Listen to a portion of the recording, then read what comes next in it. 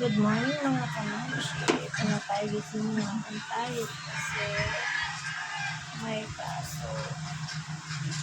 Para tayo nagising.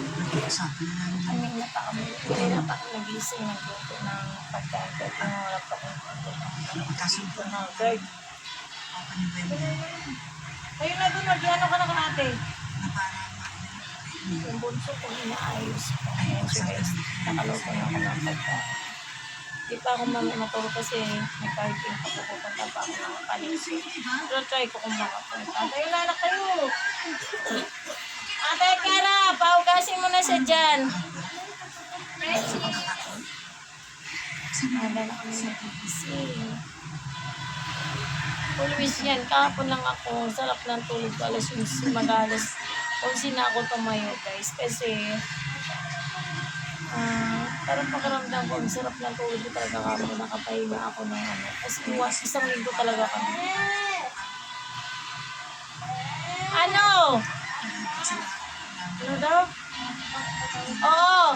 Isang linggo kaming rotate na ganito for 20, for 30. Kailangan bago mag 6 o'clock, ando na kami sa school.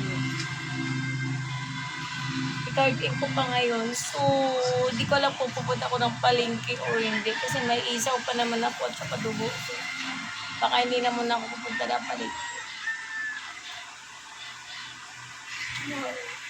Yung panganay ko, yung ulam niya, iba-iba kasi sila ng pagkain ng isa. Yung sa panganay ko, pansit canton at saka Shanghai yan ate.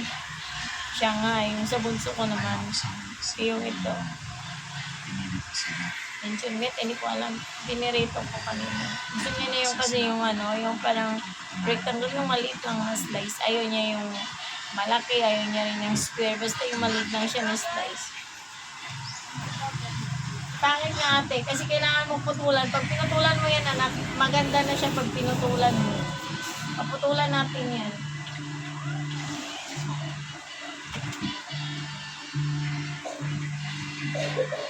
Alina!